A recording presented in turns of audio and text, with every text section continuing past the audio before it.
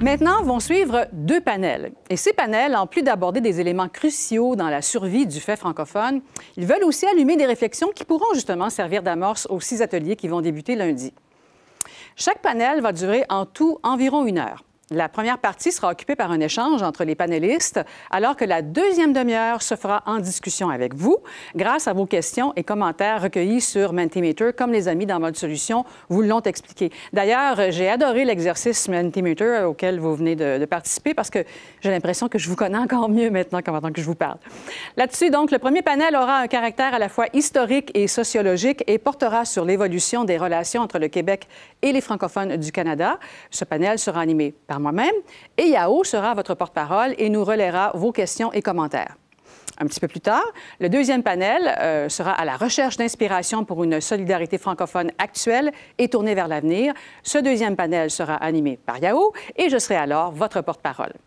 Par économie de temps, je vous invite à consulter les profils détaillés de nos panélistes sur le site du sommet pour mieux les connaître. Et sans plus tarder, je vous présente les invités avec qui nous allons voir le chemin parcouru dans les relations entre le Québec et les francophones du Canada.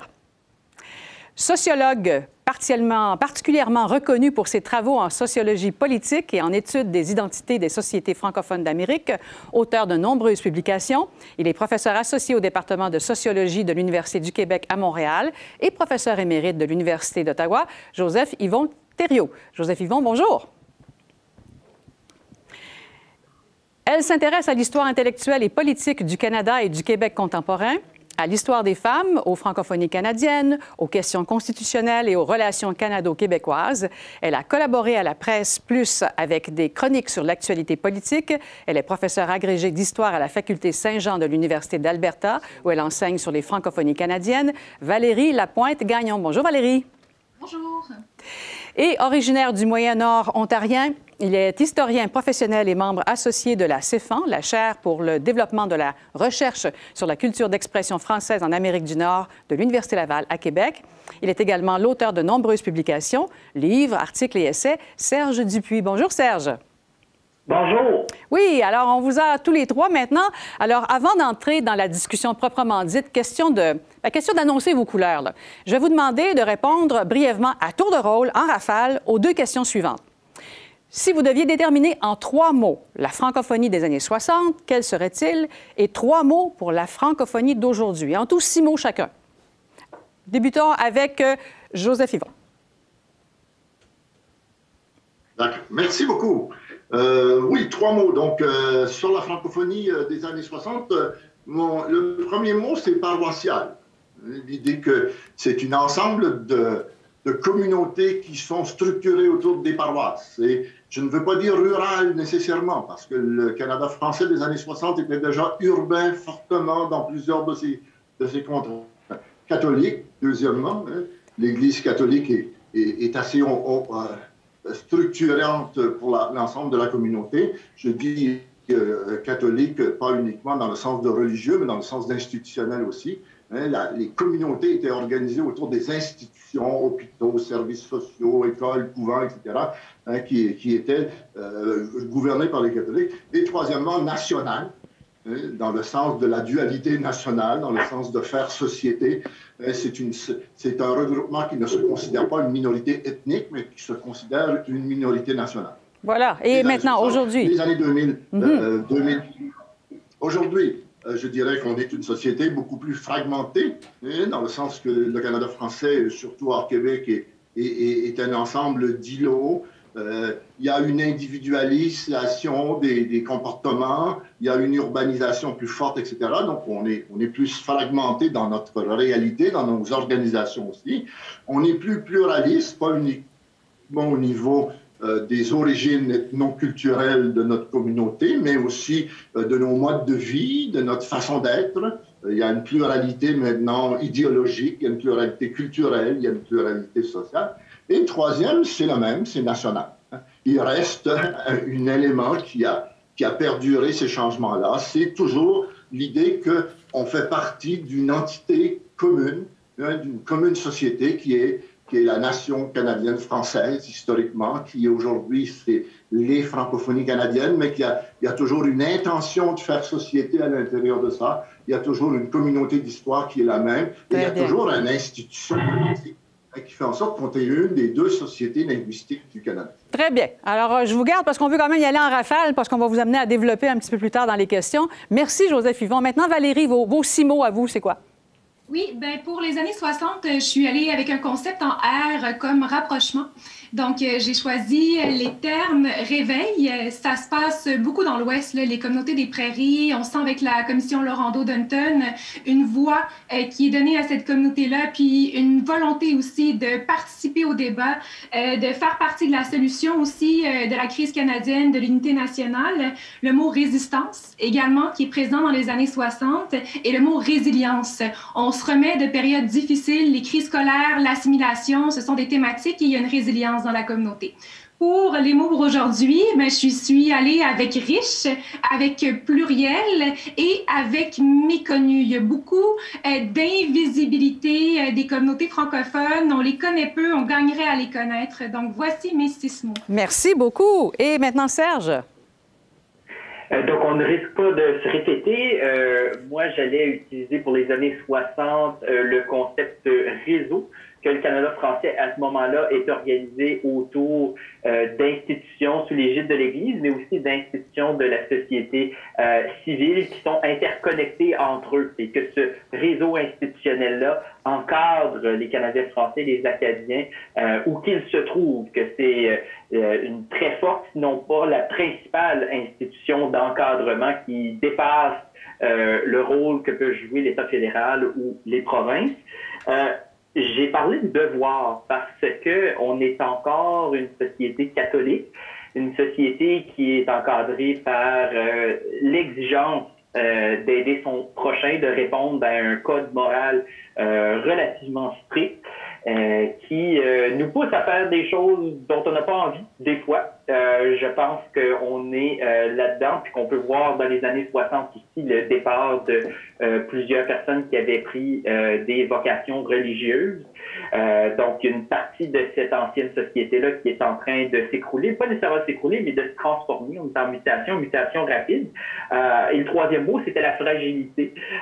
On est devant des Canadiens français qui vivent une marginalisation socio-économique quand même assez avancée, même au Québec, où on révèle qu'en 1961, les Canadiens français sont le groupe le plus pauvre, même au Québec, outre les Italiens et les peuples autochtones. On arrive au 10e rang, je crois, si je ne me trompe pas, derrière beaucoup d'autres groupes. Et c'est la réalité qu'on connaît aussi dans beaucoup de communautés franco-canadiennes. Donc, cette marginalisation socio-économique-là, cette privation-là d'un accès à une éducation supérieure, eh bien, c'est une donne qui est très significative, même dans les années 60. Et aujourd'hui?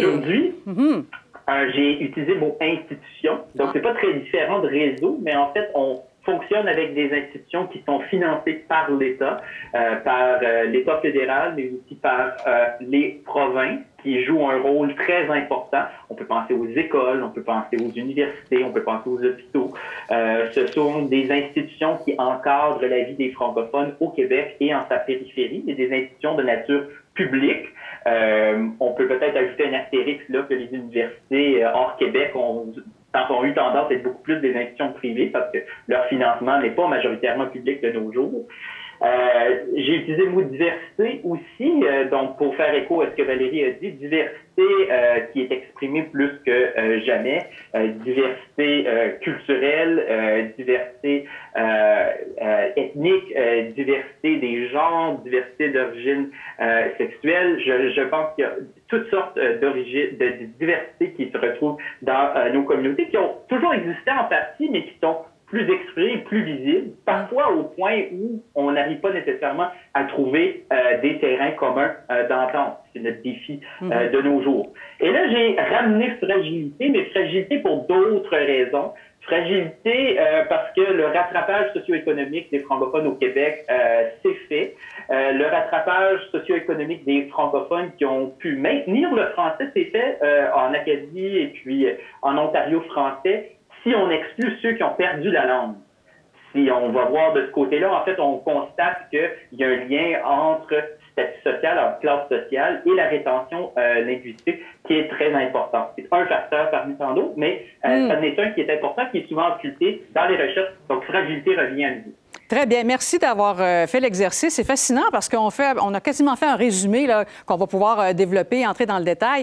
Genre 3 questions principales à vous poser là, pour nous conduire jusqu'à la fin de cette première partie avant que Yao intervienne avec les questions et commentaires de l'auditoire. Première question, on va se tourner vers le passé, encore une fois. Et là, vous répondez quand vous le sentez. Il n'y a pas de tour de parole officiel.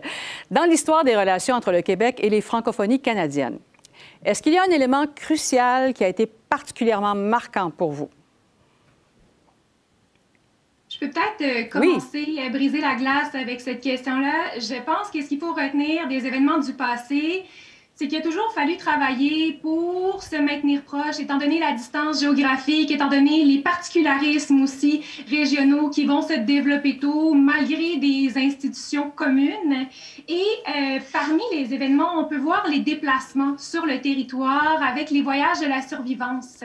Et ça va se dérouler, bon, dans les années 20, notamment, des notables, des responsables politiques qui vont se déplacer sur le terrain, aller s'immerger dans les communautés, voir leurs besoins sur le terrain. Des gens du Québec qui se déplaçaient en Acadie, dans l'Ouest, dans les communautés francophones des États-Unis. Donc, le Canada français était très, très large. Et bon, il fallait justement voyager pour mieux le connaître, mieux le comprendre, puis créer ces rapprochements-là. Ce réseau dont Serge parlait dans ses mots pour décrire les années 60. Et les journaux aussi, à quel point les journaux vont contribuer à maintenir les liens. Je pense au Devoir qui va se doter d'un service de voyage en 1924 pour aider au rapprochement des communautés et qui va ranimer un peu cette idée-là au milieu des années 40 avec les voyages, la liaison française et quelqu'un comme Pierre Laporte qu'on a surtout connu avec les événements de la crise d'octobre, là, mais qui dans les années 40 se déplace aux États-Unis, se déplace en Acadie, dans l'Ouest pour mieux faire connaître. Donc, je pense qu'on peut retenir, c'est qu'il a toujours fallu travailler pour se rapprocher et que ce travail-là, c'est toujours fait. Très bien. Merci Valérie. Qui veut bien répondre maintenant? Joseph Yvon, alors, on vous écoute. D'accord. Donc, ben moi, je dirais que je ferai mon sociologue, là, et je dirais que l'événement qui est marquant, au fait, depuis les années 60, c'est ce que j'appellerais la territorialisation des identités ou la provincialisation des identités. Le Canada français, c'était une entité commune, avec une même représentation. À partir des années 60, il y a une forme de territorialisation des identités qui se déploie, qui va provoquer un ensemble d'événements. Les États généraux du Canada français en 1966, où on annonce la rupture du Canada français, c'est sur la question de l'autonomie du Québec. C'est le Québec qui veut se territorialiser dans son identité. On peut dire que le développement de l'État-providence va faire en sorte que les communautés francophones partout, qu'elles soient québécoises ou francophonie canadienne ou acadienne, vont se tourner vers leur État provincial pour des écoles, pour des hôpitaux, etc. Territorialisation, provincialisation des identités, la Révolution tranquille au Québec, etc. Et en fait, le grand schisme aussi qui s'est continué autour de l'entente de Charlottetown, où là, il y a eu une espèce de rupture politique entre le Canada français, entre le Québec et les francophones hors Québec. Cette rupture-là, elle est aussi liée au fait que on reconnaît l'autonomie du Québec, on reconnaît la nation québécoise, la société distincte québécoise. C'est une territorialisation de l'identité avec laquelle il faut vivre et avec laquelle ce qui est des problèmes aussi dans l'ancienne francophonie. Oui. Je vais aller du côté de Serge aussi. Nous avons encore plusieurs éléments à couvrir d'ici la fin de cette première partie. Serge, vous, l'élément crucial qui vous a marqué le plus? Bien, je vais prendre la perspective de l'Ontario français peut-être. Il y a un processus de prise de conscience d'une communauté provinciale au moment du règlement 17 qui interdit l'enseignement en français en Ontario en 1912 et 1927. On peut déjà voir apparaître dans les années 20 non seulement l'utilisation du vocable franco-ontarien dans le nom de certaines organisations, l'ACCEO, l'organisation porte-parole, commence à s'en servir, mais il y a une volonté de responsabiliser l'État provincial vis-à-vis de sa minorité canadienne-française, afin qu'elle crée un bureau d'affaires francophones au département de l'éducation, qu'elle se mette à subventionner par un concours de français l'organisation porte-parole, qu'on se mette à subventionner aussi l'éducation secondaire, des cours de français au high school, ce qui fait en sorte que l'identité franco-ontarienne ou le vocable franco-ontarien existait dans les années 1950, même si encore au début des années 60, c'était canadien-français qui était le plus populaire. Et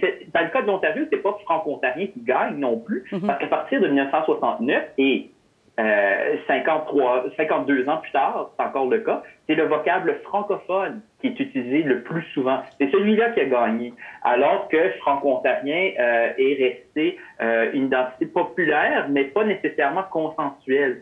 Donc, je vous dirais que il y a une certaine agentivité aussi dans les minorités qui vivent cette provincialisation-là, la prise en charge par l'État provincial, la conscience collective qui commence dans les années 20. Maintenant, je vais revenir un peu. Vous savez, vous avez vu les mots sortir sur Mentimeter tantôt quand on parlait justement, quand les gens répondaient sur ce qui leur montait à l'esprit quand ils pensaient aux relations justement entre les différentes francophonies. Il y avait le mot difficile qui sortait parfois, fragile. On sentait qu'il y a eu quand même des choses pas faciles. Alors, ma question suivante est comment le Québec et les communautés francophones et acadiennes ont-ils surmonté les zones de friction inhérentes, là, les zones de friction qui ont pu survenir dans leurs relations au fil des décennies? Je pense que Est-ce que vous me permettez de commencer? Oui. Oui, c'est la Oui, ben, je dirais qu'il y a peut-être il y a des défis à deux niveaux. Il y a la question des compétences provinciales et la question du fédéralisme symétrique. Je vais commencer avec les compétences provinciales. L'idée que les principales compétences qui encadrent la vie des Canadiens français, que ce soit l'éducation, la culture et la santé, ce soit des compétences provinciales. D'une certaine façon, lorsqu'il y a la provincialisation des réseaux institutionnels franco-catholiques, on est obligé de se retrouver à l'intérieur d'un État dans plusieurs cas où on n'a pas l'habitude d'être. Et lorsque, par exemple, l'Association canadienne d'éducation de langue française en 1965 recommande que le fédéral récupère la compétence de l'éducation, alors que le Québec vient de créer son ministère de l'Éducation l'année précédente, ben ça passe pas du tout la rampe. C'est-à-dire on veut créer des institutions, on veut élargir l'action de l'État provincial pour les Canadiens français du Québec. Donc, il y a une espèce de difficulté par rapport à l'érection de 13 régimes différents d'éducation de langue française, des bureaux d'éducation de langue française, où on travaille un peu en silo, puis on est obligé de trouver des solutions, parfois de partager des choses, mais en fait, c'est pas dans la nature, parce que le curriculum est provincial et ainsi de suite. Et ensuite, il y a la question du fédéralisme symétrique, où finalement, on a tendance à essayer de faire un miroir entre les communautés franco-canadiennes et la minorité anglo-québécoise, alors que selon ma lecture d'historien, les préoccupations peuvent être légitimes de part et d'autre, mais elles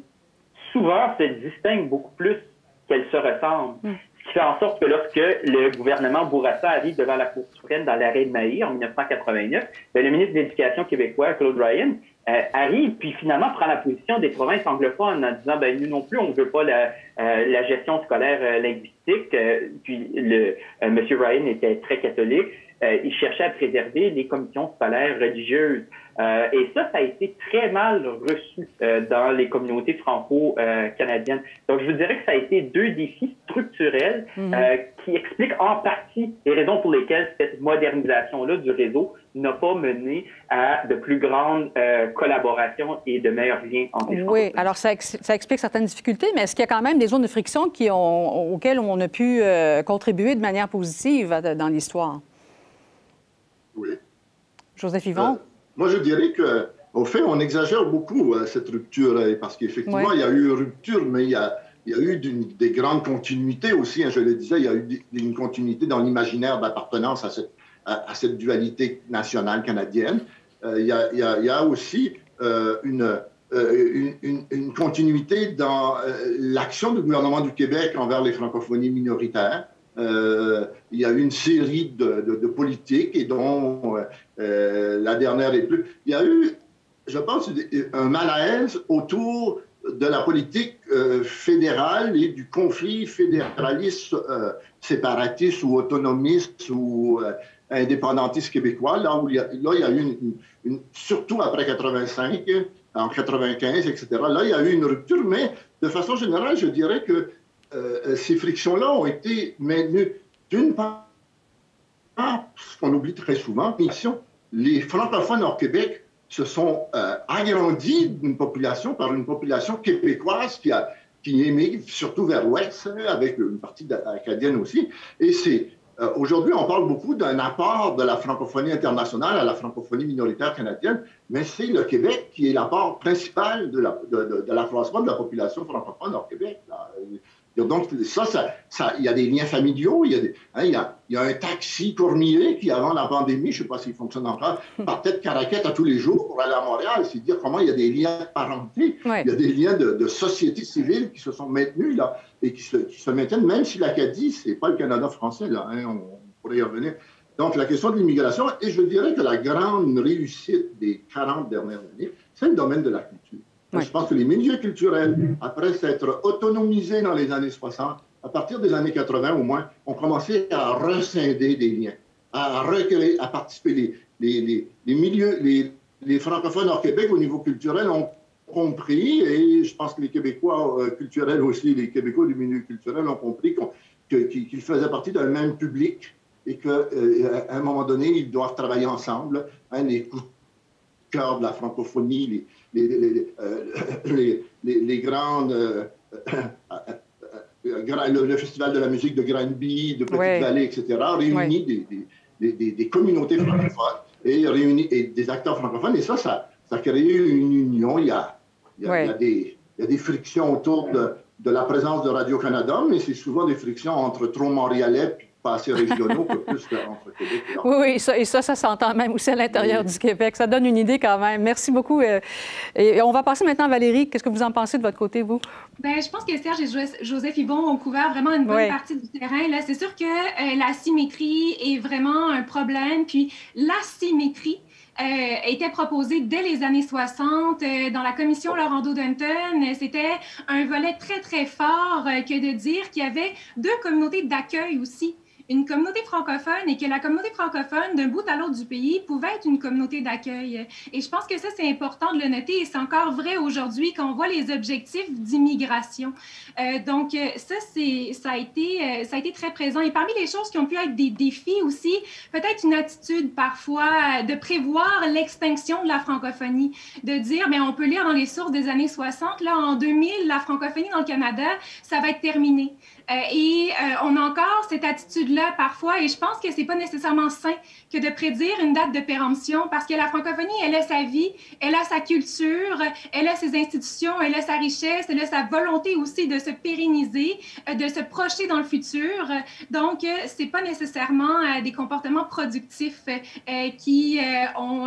tout ça a pu nuire dans le passé au rapprochement, mais parmi les choses qui sont positives, il y a les objectifs communs, là, les objectifs justement de pouvoir vivre en français, la question de l'égalité réelle aussi, que le français ne soit pas un obstacle à la progression de carrière ou aux objectifs en éducation. On le voit en ce moment là, dans le postsecondaire en français, en francophonie canadienne, il y a eu des grosses secousses et ça nuit évidemment aux solidarités. Il faut renforcer ces structures-là pour maintenir une francophonie vivante.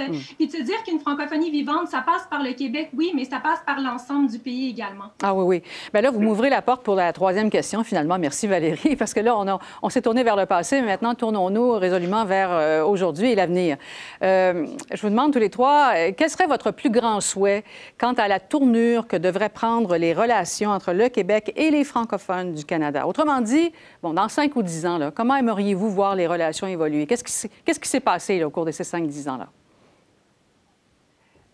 Si vous me permettez, je ferais juste, je bouclerai la boucle par rapport à la dernière question, mais je vais répondre à votre question. Allez-y. Parce qu'on en est peut-être à une 4e tentative de rapprochement depuis les années 1960. Il y en a eu d'autres. Il y avait les congrès de la langue française au début du 20e siècle, et puis il y avait eu les congrès des sociétés Saint-Jean-Baptiste aussi. Mais ce qu'on oublie de dire, par exemple, par rapport aux États généraux qui se sont étalés sur 3 années, c'est que la grande majorité des sociétés civiles francophones qui avaient été invitées étaient d'accord sur une grande partie des enjeux, que ce soit la reconnaissance de la dualité nationale, que ce soit l'accès équitable à l'éducation en français d'un océan à l'autre, que le Québec soit reconnu comme le foyer des francophones. On était d'accord sur une centaine de résolutions.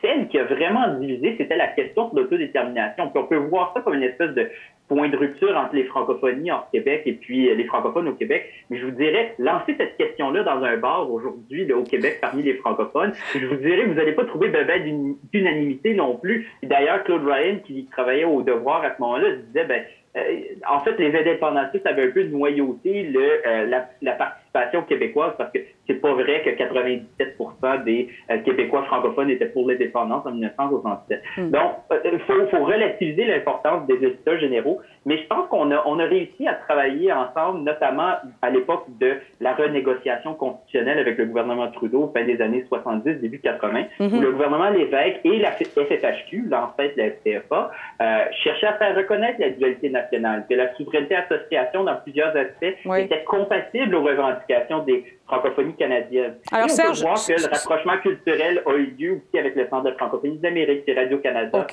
récemment. Donc, je vous presse il y a un petit eu peu. un rapprochement politique qui s'en vient, mais c'est ça. Non, mais en fait, c'est ça. Je vous invite à conclure, mais en fait, justement, dans l'avenir, ce que vous dites là, c'est vous semez les modèles de demain, dans le fond, avec ce que vous dites aujourd'hui, là, présentement. Je pense qu'il y a, on est invité à se pencher sur des questions politiques, puis on peut le voir aussi, que ce soit avec le projet de loi 96 ou avec le libellé, aussi du projet de loi 96 par rapport à la responsabilité vis-à-vis des francophonies canadiennes, la question des frais de scolarité, des rapprochements avec les organisations porte-parole. On est dans le domaine politique. Donc, je vais passer la parole aux autres, mais si je peux revenir une minute à la fin, ça me fait plaisir. C'est bon, c'est bien. Alors, j'entends qui va réagir maintenant. Je vois Joseph. Valérie, allez-y. Oui, je peux réagir là-dessus. Mon souhait, c'est en tant qu'historienne, hein, c'est dans la formation aussi en histoire des jeunes, là, du primaire au cégep à l'université, que la francophonie canadienne fasse partie du curriculum québécois. Personnellement, c'est arrivé très tard dans ma vie, lors d'une université d'été de la francophonie des Amériques, que j'ai découvert là, vraiment le visage pluriel de la francophonie. Donc, il faudrait que ça arrive très tôt chez les jeunes. J'aimerais ça aussi voir des relations de partenariat, d'échange. On abordait brièvement le projet de loi 96. C'est vraiment intéressant de donner l'opportunité aux francophones de partout à travers le pays d'étudier avec les mêmes frais de scolarité du Québec. C'était une demande aussi des communautés, mais il faut aussi qu'il y ait un échange pour solidifier les programmes dans les communautés qui vont redonner par la suite aux gens. On veut voir des étudiants du Québec sur les bancs des universités de la francophonie canadienne. Donc, on veut que ça se fasse vraiment dans les deux sens. Bien. Joseph Yvon? Oui, moi, je dirais que ça prend toujours deux groupes pour danser le tango. Hein, donc, il faut qu'il y ait un rapprochement. Ce rapprochement, je pense que c'est la multiplication des contacts dans la société. Hein, au niveau universitaire, au niveau sociétal, hein, des ententes entre les hôpitaux, etc., des gens qui bougent, la mobilisation entre les communautés, etc. Donc, je pense que ça commence. Hein. On a parlé de la loi 96, il y a un point extrêmement important qui est celui de la reconnaissance du Québec de sa place que la place de la francophonie canadienne est une responsabilité québécoise, une responsabilité du gouvernement du Québec, et donc ça me paraît extrêmement important. Et je dois dire qu'il faudrait briser un peu aussi la frilosité de la francophonie hors Québec. Les francophonies canadiennes, excusez-moi. Donc, les francophonies canadiennes doivent comprendre qu'il y a 85% de la francophonie qui est québécoise. Donc, ce rapport-là, il ne sera jamais harmonieux totalement. Il y en a un qui a un gros bâton, hein, c'est le Québec. Il y a 85% de la francophonie, ça va paraître. Et donc, dans un rapprochement, on ne peut pas penser qu'on sera d'égal à égal.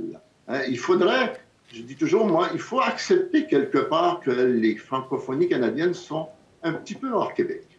Qu'ils sont vraiment, qu'il faut accepter l'idée qu'ils fassent partie d'une même culture, que la culture québécoise, l'idée qu'ils s'abreuvent à un même espace, ça a des implications. Et je pense que ça, il faut que si les francophones en Québec peuvent demander au Québec de s'ouvrir, d'être moins d'être moins absents de la francophonie, d'être plus informés de ce qui se passe hors Québec. Il faut que les francophones hors Québec acceptent aussi, quelque part, que le Québec a changé depuis les années 60. Et que ce Québec-là, il faut qu'il y participe, mais qu'il y participe comme quelqu'un qui participe d'une même culture, hein, d'une même communauté d'histoire.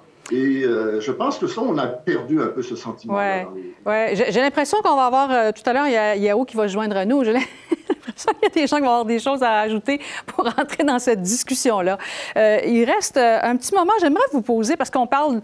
Depuis le début, on s'est tourné vers l'histoire de la francophonie et on n'a fait que parler du fait, francophone historique, mais de plus en plus maintenant, la francophonie aussi inclut les gens venus issus de l'étranger qui choisissent de venir s'établir et faire partie de la communauté francophone, faire partie du pays. Alors, comment concilier l'héritage historique de la francophonie canadienne tout en accueillant les personnes qui souhaitent en faire partie, qu'elles proviennent de l'immigration ou de la majorité anglophone? On avait comme une espèce de dénominateur commun historique et culturel. Là, c'est en train de s'élargir beaucoup, là. Alors, comment vous voyez ça? Je pense que l'un ne va pas contre l'autre nécessairement. Je veux dire, il ne faut pas oublier que le Canada anglais était pas mal homogène ici, là, au début du 20e siècle, et puis que c'était issu de beaucoup de l'immigration britannique, même pas d'Europe continentale. Là. Le Canada anglais était très irlandais, écossais et ainsi de suite. Et l'Église catholique jouait un certain rôle d'intégration parmi les catholiques qui venaient d'Europe, d'Irlande et même du Moyen-Orient d'une certaine façon. Donc, il y a toujours eu une certaine diversité au Canada français. Elle est plus grande aujourd'hui comme elle l'est dans toutes les sociétés occidentales. Donc, il ne faut pas nécessairement se flageller par rapport au manque de diversité dans le passé. Je pense que c'est une réalité avec laquelle les sociétés occidentales composent beaucoup plus depuis les années 1960. Puis, juste le mot francophone, l'existence d'une francophonie, c'est pas un mot qu'on utilisait avant 1960. Alors qu'aujourd'hui, c'est un concept qui est utilisé, une identité supranationale qui a connu une croissance et qui est un passe-partout qui permet beaucoup d'échanges, je pense, et qui nous éloigne d'identité proprement ethnique, puis nous amène vers des identités davantage civiques. Donc, je pense que ça, c'est un développement qui est positif parce que forcément, si on veut être une société d'intégration, il faut avoir les bras ouverts et l'esprit aussi. Oui, exact. Merci, Serge. Absolument, puis on le voit énormément dans l'Ouest. Si je prends l'exemple de mon milieu de travail, c'est plus de 36 nationalités qui sont représentées, beaucoup de gens d'Afrique, et c'est pas du tout inconciliable. Là. Ces gens-là sont très intéressés par l'histoire du pays qui les accueille, mais il y a une grande dissonance entre ce qu'ils entendent avant d'arriver du Canada et la réalité sur le terrain. Le Canada se targue sur toutes les tribunes d'être ce pays bilingue et ouvert, et une fois rendu dans des provinces comme la Saskatchewan, l'Alberta, là, on voit ce bilingue il est réduit à presque néant. Donc, c'est vivre avec beaucoup de désillusions, d'où l'importance d'une communauté d'accueil forte avec des institutions fortes pour éviter la dissonance puis être capable de multiplier les voix francophones d'un bout à l'autre du pays. Joseph Yvon? Ben, moi, je dirais que effectivement, la langue devient le lieu unificateur. Et donc, mais je ne voudrais pas qu'on minimise la difficulté, hein, parce que on pense que l'immigration peut être une panacée. Tout le monde veut avoir, pour contrer la diminution des nombres, pour valoriser le pluralisme, etc. Mais une société qui, à l'ouest de la rivière des Outaouais, perd à peu près 50% de ses enfants par l'assimilation, ne peut pas penser être une société d'immigration aussi facilement que ça, d'intégration aussi facilement que ça. C'est-à-dire que l'idée d'une intégration dans une société minoritaire, c'est un large problème. C'est-à-dire dans l'Est, c'est la même chose. En Acadie, on aimerait bien ça qu'il y ait des lignées à la porte de l'immigration en Acadie, mais les régions acadiennes sont en train de perdre leur propre population. Il n'y a pas leurs propres enfants. Comment ils vont intégrer des Pakistanais? Je veux dire, dans le sens, il y a quelque chose là de compliqué, de difficile. C'est même difficile au Québec, qui est une société beaucoup plus forte linguistiquement, mais on sait qu'il y a des taux d'immigration. Et donc, il n'y a pas trop d'immigration hors Québec, il n'y en a pas assez. Mais comment amener des gens, Valérie vient de le dire, souvent des immigrants arrivent à Edmundston, à Winnipeg, à Ottawa, à Toronto, ils arrivent de l'Afrique francophone et ils se sont fait vanter qu'on était un pays bilingue et ils cherchent les enseignes bilingues, ils cherchent les services en français, ils cherchent la vie en français.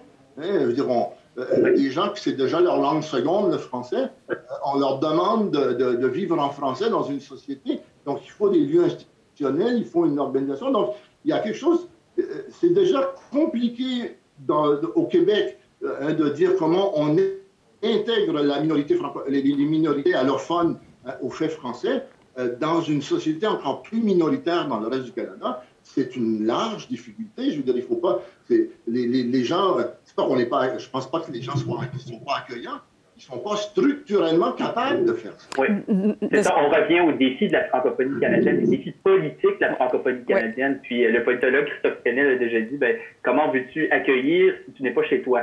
Et puis, je pense que c'est une belle image pour dire finalement que politiquement, la francophonie canadienne reste en partie dépossédée. Elle a ses institutions scolaires, elle a certaines institutions de santé, mais au-delà de ça, notamment au niveau municipal ou au niveau économique, elle reste largement assujettie à une société et à un pouvoir anglophone unilingue, ou presque. Et c'est peut-être là où aussi le Québec, en adoptant quelque chose comme la doctrine Gérin-Lajoie pour la francophonie canadienne, elle l'a fait pour la France, les pays de la francophonie, mais si les ministères québécois peuvent entrouvrir la porte à l'existence d'un dossier de la francophonie canadienne, il y a peut-être une possibilité là aussi de développer des ententes de réciprocité dans le respect entre communautés politiques qui souhaitent atteindre une certaine égalité. Bien là, voilà. Alors, on ouvre une piste de solution, peut-être une avenue à explorer, là, parce que je vous demandais de vous projeter dans les 5 et 10 prochaines années. Entre autres, on voit bien justement que s'assurer que l'apport de l'immigration puisse trouver un accueil favorable en termes de francisation et de développement du français pour les nouveaux venus. Ça fait le tour, donc, de notre première partie. Nous avons touché très rapidement au passé. Nous sommes intéressés au présent. On ouvre la porte un peu sur l'avenir aussi, mais ça, c'est entre nous que nous avons discuté. La conversation a été franchement passionnante, mais je pense, Yao, que de ton côté, tu as eu plusieurs réactions de la part des gens qui écoutent. Oui, je confirme. Merci beaucoup, chers panélistes. De nombreuses questions, des questions très intéressantes. Et d'ailleurs, vous avez abordé certaines des questions qui rentraient au fur et à mesure, donc félicitations à vous. Vous me facilitez la tâche, disons. L'une des premières questions vient en relation avec vos derniers propos. Je mets une mise en contexte. On a reçu les statistiques du dernier recensement de 2016 qui disaient, par exemple, que 7 des 10 principaux pays de naissance des immigrants récents d'expression française étaient l'Afrique. Et l'ONU, dans son dernier rapport, mentionnait que, par exemple, 70% des francophones dans les années qui viennent ne vivront pas en Europe, mais seront en Afrique. Donc la question nous est venue en disant, on a constaté que les francophonies ont changé depuis 1967, mais dans cette perspective future, comment est-ce qu'on utilise cette réalité entre le Québec et les francophonies pour intégrer ces nouveaux immigrants-là? Mais comment est-ce qu'on utilise ces nouveaux immigrants-là pour faciliter ce rapprochement, pour faciliter justement ce qu'on essaie de faire à travers ce sommet aujourd'hui? Qui veut se prêter au jeu et répondre en premier? Écoutez, je commencerai rapidement en disant qu'effectivement, je pense que le fait que le français soit une langue qui est une langue internationale et une langue où on peut attirer des immigrants français, hein, vous parlez de l'Afrique, on parle aussi de l'Afrique du Nord puis du Moyen-Orient où il y a une francophonie là aussi et qui imite, c'est un grand bienfait pour la francophonie canadienne minoritaire dans le sens qu'elle est capable, et je pense que les francophonies de l'Ouest, surtout des villes, les francophonies des villes sont des francophonies fortement diversifiées qui s'appuient sur une immigration surtout de l'Afrique francophone puis du Moyen-Orient, etc. Mais il reste la complication dont je disais, c'est-à-dire que ces communautés urbaines, qui sont des nouvelles communautés de langue française, parce que les Canadiens français vivaient dans les communautés rurales dans ces régions-là, et on n'a pas appris à Toronto, à Vancouver, à reproduire des communautés. Il y a des communautés francophones parce qu'il y a de l'immigration francophone. une reproduction sociétale. Et donc, pour qu'il y ait une reproduction sociétale, il nous faut des institutions qui amènent à la fois les francophones de l'immigration et les francophones de l'immigration interne qui arrivent à Toronto, à Edmonton ou à Edmonton, c'est un peu différent, mais dans toutes les villes urbaines du Canada français minoritaire qui s'intègrent à ces institutions parce qu'il faut une densité sociale pour qu'une langue persiste. Et surtout une langue qui est souvent pour l'immigration, même l'immigration francophone, une langue seconde. Si on veut qu'ils vivent en français, il faut qu'il y ait des lieux d'épanouissement de cette langue. Et je pense que l'idée de construire des centres communautaires, des lieux institutionnels, avoir ses propres institutions collégiales, etc., fait partie de ça. Mais c'est un défi immense. Hein, je veux dire, hein, les Canadiens français ont 300 ans derrière eux de passion linguistique, de défense, etc. Comment transférer ça à quelqu'un qui arrive ici et que le français a été pour lui une langue coloniale? Je pense qu'il y a des défis, je pense qu'il y a des belles choses aussi qui se font déjà sur le terrain. En Alberta, on a Francophonie plurielle Alberta qui accueille notamment beaucoup d'Africains qui les aident à lever les obstacles aussi au moment de l'arrivée où là, évidemment, il y a un grand dépaysement puis il y a une volonté pour plusieurs de s'intégrer en français. C'est là qu'on réalise que c'est pas extrêmement présent. Donc, il y a des passeurs qui sont présents, des organismes et c'est ça, c'est à eux qu'il faut donner les moyens de leurs ambitions. Et on crée des leaders aussi à travers ces organismes-là et ces leaders-là qui sont très mobiles aussi sur le territoire. Plusieurs vont aller quelques années au Québec, revenir par la suite en Alberta, donc qui deviennent des voies de rapprochement. On le voit constamment sur le terrain à quel point cette population-là, elle est diversifiée, elle est mobile et elle contribue chaque jour à ce rapprochement, même s'il y a des grandes difficultés qui sont présentes sur le terrain parce qu'il y a encore des réflexes identitaires. La francophonie, elle est très peu grande, elle est précaire, elle est fragile, on l'a déjà mentionné. Donc, c'est pas toujours facile de négocier avec les identités plurielles, mais il y a beaucoup d'efforts qui se font déjà. Moi, je vous dirais que bon, cette diversité-là va augmenter parce qu'on a cité les chiffres là, que 80% de la francophonie va se retrouver en Afrique avant la fin du siècle. Donc, c'est clair que il y a un bassin de ressourcement, de dynamisme qui vient de l'Afrique et cela va aller en augmentant au Canada. Je vous dirais que les défis des immigrants francophones sont aussi ceux des franco-canadiens. C'est-à-dire ces défis politiques-là qui font en sorte qu'un parent à Toronto a besoin d'y penser 2 fois avant d'inscrire son enfant à l'école de langue française, avant de choisir dans quel milieu on va travailler. Le taux de rétention linguistique n'est ni meilleur ni pire chez les immigrants francophones à Toronto qu'il ne l'est chez les franco-canadiens. C'est à peu près 50%. Donc, en fait, ces dilemmes-là, les immigrants francophones, je pense, sont confrontés au même dilemme par rapport à si on voit la francophonie comme étant viable. Et puis, il faut pas se leurrer, dans les communautés où le chef français est un fait de vie, une langue publique, comme dans l'Est et dans le Nord-Est de l'Ontario, eh bien, c'est un choix qui est plus facile, alors que dans le centre-sud-ouest, c'est un choix qui est plus difficile, un peu plus exigeant, ça va nécessiter des efforts supplémentaires. Donc, la réponse à ça, en partie, c'est le réseau institutionnel, c'est aussi l'augmentation de l'autonomie politique de ces communautés-là, parce qu'on peut constater une différence. Il y a plus de rétention linguistique qui se fait dans le Grand Toronto, en partie, non pas à cause de leur poids démographique, mais à cause du nombre, la masse critique et de la diversité de ce réseau institutionnel-là. Il y a une plus grande rétention culturelle qui se fait à Toronto que dans d'autres villes du centre-sud-ouest de l'Ontario, par exemple. Donc, je vous dirais que il faut voir les défis politiques comme étant communs à tous les francophones. Merci beaucoup. J'avoue que vos réponses, moi-même, m'ont beaucoup interpellé. Je vous écoutais attentivement, accroché à vos lèvres. J'ai failli oublier qu'il y a d'autres questions qui viennent du public, d'ailleurs. La prochaine question s'appuie sur les propos de Madame Valérie Lapointe-Gagnon, qui a mentionné 3 substantifs d'action pour les années 60, soit le réveil, la résistance et la résilience. La question est: quels mots d'action les panélistes proposent-ils pour la période contemporaine? Et elle nous vient de Monsieur Guy Laforêt, qui est d'ailleurs le directeur général de l'École nationale d'administration publique au Québec.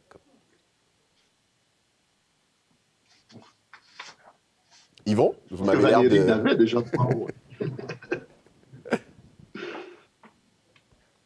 Oui, vous pouvez y Pouvez-vous aller. répéter la question, Yahoo? Excusez-moi, je veux juste m'assurer de l'avoir bien compris. Quels sont les mots d'action que vous proposez pour la période contemporaine? Madame Valérie a présenté les 3 mots, comme on a commencé au début du panel, avait parlé de réveil, de résistance et de résilience. Et ça, c'était pour les années 60. Alors pour aujourd'hui, pour cette période contemporaine, quels sont les 3 mots que vous proposeriez? Dans un but de développement. Mais je pense que c'est des mots qui ont été soulignés. Écoutez, je vais aussi commencer, par- je dirais que moi... OK, vas-y. Allez. Oui, allez-y, il n'y a pas de problème. Hein? Non, mais j'allais dire que je pense que la distance reste. Hein, je dis toujours que vivre en français en Amérique du Nord, hein, c'est une exception. Hein, ça ne devrait pas exister. On est en 1760 et on ne serait plus là depuis 2-3. Je veux dire, si on a vécu, si on a survécu, c'est parce qu'il y a eu résistance. Il y a eu résistance collective, il y a eu organisation. Donc, résistance reste comme dans les années 60. Je pense qu'il y a collaboration parce qu'on ne forme pas automatiquement une communauté homogène qu'en 1960 et on n'a pas les mêmes élites, etc. Et donc, il faut une collaboration politique. Et je pense qu'il faut un investissement du Québec dans cette francophonie. Le Québec reste le château fort de la francophonie au Canada. Et il ne faut pas qu'il dilue son existence dans l'idée qu'il est autonome. Il y a à côté de lui plus d'1 million de francophones qui participent d'une même culture sociétale et qui a tout avantage à participer à ce lieu-là. Mais le Québec ne peut pas tout faire, mais je pense qu'il y a un investissement québécois, je dirais, autant au niveau gouvernemental qu'au niveau de la société québécoise. Dans le sens que... Quand on vit au Québec, comme moi, puis qu'on vient de la francophonie au Québec, on sent la méconnaissance des Québécois par rapport à la francophonie quotidiennement. Si tu arrives d'Ottawa, ils te demandent si tu as enseigné en anglais toute ta vie, si tu parlais français dans ton village à Caraquette quand tu étais petit, des choses qui paraissent absurdes pour quelqu'un qui connaît la francophonie. Mais il y a cette méconnaissance de la société, et ça, c'est pas le rôle du gouvernement, mais c'est le rôle des médias publics, c'est le rôle des intellectuels, etc., de faire connaître cette réalité. Hein. Il y a des francophones qui vivent hors Québec, qui ne sont pas le fruit du gouvernement fédéral puis du secrétariat d'État, hein, qui sont là depuis 300 ans, et même 400 ans dans le cas des académies. Oui, moi j'irais aussi dans le même sens avec la nécessité de la mobilité. Il faut que les gens puissent connaître la richesse de cette francophonie-là. Il faut qu'il y ait davantage d'échanges qui se fassent, de partenariats qui se dressent dans le domaine de l'éducation, dans le domaine de la santé. On le voit avec la pandémie en ce moment, à quel point c'est important d'avoir des soins dans sa langue. Donc, on a besoin de mobilité, de partenariat. On a besoin aussi de sensibiliser à ces réalités-là. Donc, l'éducation est essentielle pour l'avenir, pour pas que ce soit surprenant qu'il y ait des francophones qui soient nés en Alberta, en Saskatchewan, et que le français, ce soit leur langue maternelle et qu'ils aient grandi en français. C'est encore possible aujourd'hui. Moi aussi, à chaque fois que je dis que je vis en très grande partie en français à Edmonton, ça surprend énormément de personnes au Québec. Et pourtant, mais justement, on a des foyers culturels, on a un théâtre, on a un établissement postsecondaire qui joue ce rôle-là de foyer aussi. Et il faut plus que ça devienne une surprise. Et il y a énormément de travail aussi à faire pour contrer l'insécurité linguistique qui est présente dans les communautés et qui mène à l'assimilation. Les gens ne sont pas confiants de parler français et pour cette raison-là, ils vont se réfugier dans l'anglais. Donc, il y a beaucoup de travail à faire. Puis je pense qu'à l'avenir, il faut vraiment viser ça, contrer l'insécurité linguistique. Oui. Il faut arrêter de renoter les accents des autres. Je veux bien là, qu'il y ait une norme linguistique puis qu'on ait des bons modèles pour apprendre finalement là, à régler les anglicismes. Mais s'il vous plaît, arrêtez. Là. Quand ça arrive, là, je me dis c'est tellement inutile comme confrontation parce que tout le monde parle avec un accent. Puis ça en tout cas, bref, ça, il faut absolument arrêter ça parce que ça sert à rien. C'est un cul-de-sac. Moi, je vous dirais en fait, non, je pense que jeudi... Oui? Vous veniez de dire, mais je ne veux pas non plus manquer la fin de ce que vous vouliez enchaîner, okay. Serge. Joseph Yvon, brièvement, okay. Vous voulez ajouter quelque chose sur les accents?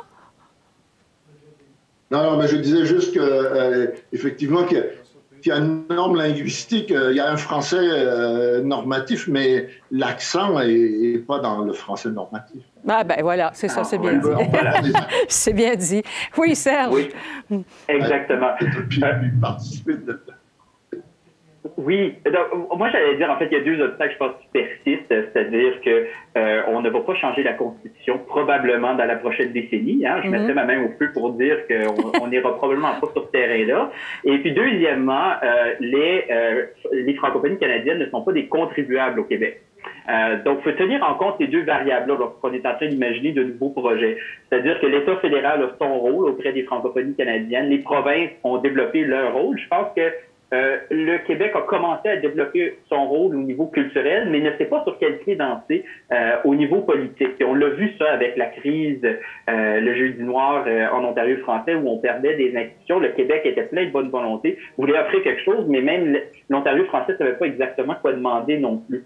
Donc, quand j'ai parlé de la doctrine Gérin-Lajoie, je me rends compte que c'est un concept des années 60, puis probablement la plupart des gens ne savent pas de quoi je parlais. En fait, c'était l'idée que les compétences provinciales du Québec s'étendaient au-delà des frontières du Québec. Donc, on en a beaucoup servi pour établir des rapports avec la France, avec la Belgique, avec l'Afrique francophone, mais on n'a pas vraiment servi pour établir des relations avec les francophonies canadiennes, avec les ministères provinciaux dans ces domaines névralgiques-là, comme l'éducation, culture, santé, le travail, mais aussi avec les porte-paroles de la francophonie canadienne. Puis on peut voir dans les recommandations de l'Assemblée de la francophonie de l'Ontario, par exemple, que j'ai accompagné dans ce processus de réflexion-là, que l'idée d'avoir une table de concertation, d'être identifié comme un porte-parole et de faire la liaison pour développer des projets d'intérêt commun. Je dis bien d'intérêt commun parce que si on arrive avec un chapeau ouvert en demandant la quête, je pense qu'on risque d'être déçu. Mais si en fait on imagine des projets de réciprocité, un peu comme la disposition des frais de scolarité québécois pour les programmes qui n'existent pas en français, donc il faut ajouter le bémol, c'est pas une concurrence déloyale, c'est dire, ben écoutez, on est peut-être des alliés dans la concurrence qu'on veut faire à l'anglophonie. Parce qu'il faut pas se le cacher, la moitié des diplômés des écoles secondaires franco-ontariennes, par exemple, vont étudier en anglais au post-secondaire. C'est probablement plus élevé dans l'Ouest, c'est peut-être un peu moins élevé en Acadie, mais c'est une réalité avec laquelle il faut composer. Donc, le Québec devienne un compétiteur là où la francophonie canadienne n'a pas nécessairement la masse critique pour offrir des programmes très spécialisés. Ben, ça peut être gagnant-gagnant qu'on forme des spécialistes qui offrent des services en français, qu'ils soient au Québec ou ailleurs. Au moins, on ne les perdra pas à l'anglophonie. Donc, mais voilà une opinion. J'aime beaucoup vos opinions parce qu'effectivement, ils cadrent et mettent le terrain pour la dernière question de ce panel-là. Et c'est une question justement qui parle de ces deux solitudes-là que vous venez de mentionner. Et la question demande, est-ce que nous devrions valoriser le concept du Canada français afin de nous unifier malgré notre territorialisation?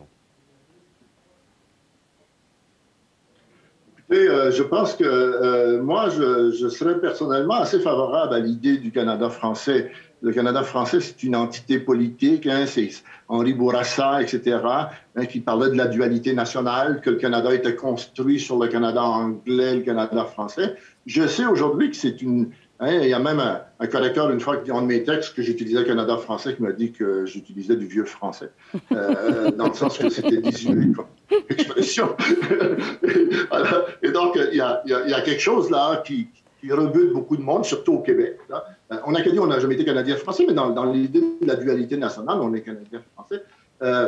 Oui, je pense que moi, je serais assez sympathique, mais je vois la difficulté. Je pense que les francophonies ou les francophonies canadiennes ou les francophonies canadiennes ont l'objet de fragmenter cette réalité-là.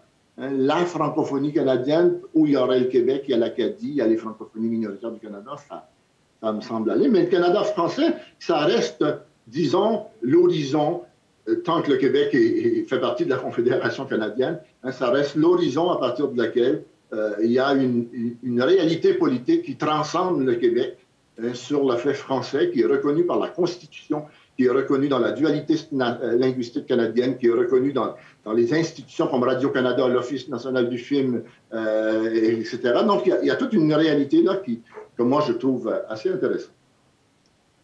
Je Je pense que, comme le mentionnait Joseph Yvon, on est peut-être aussi un peu rendu ailleurs par rapport aux autres communautés qui arrivent, pour qui ça a le moins de résonance, le Canada français. Et je crois qu'il y a quelque chose dans la mémoire collective qu'on peut bâtir ensemble et dans la valorisation du patrimoine aussi francophone, qui est encore très, très caché dans plusieurs provinces, dans plusieurs espaces. Donc, il faut le faire connaître, il faut rendre visible la francophonie pour que ça puisse devenir un projet commun. Puis, il y a beaucoup à faire, travail d'archives, de valorisation des archives, travail de reconnaissance des milieux aussi urbains. En Alberta, à Edmonton plus particulièrement, il y a plusieurs espaces qui ont des noms francophones, de buildings aussi, mais tout ça est en train de dépérir. Donc, il faut valoriser ça, le rendre visible pour que ça puisse se répandre et devenir commun. Oui, malheureusement, il y a des connotations négatives qui sont associées à certains termes. Puis Canada français se retrouve malheureusement dans cette liste-là. On a voulu, au moins principalement au Québec, on a voulu tourner le dos à cela, là, comme si c'était anti-moderne, les Canadiens français. Et ça, peut-être que ça va partir avec le remplacement des générations, mais pour le moment, c'est encore très présent. Je ne sais pas si les organisateurs du sommet ont fait un choix conscient en parlant de les francophonies canadiennes au pluriel. Il y a un potentiel là, parce que la francophonie canadienne, à mon avis, exclut le Québec dans sa définition, dans ce que les gens comprennent.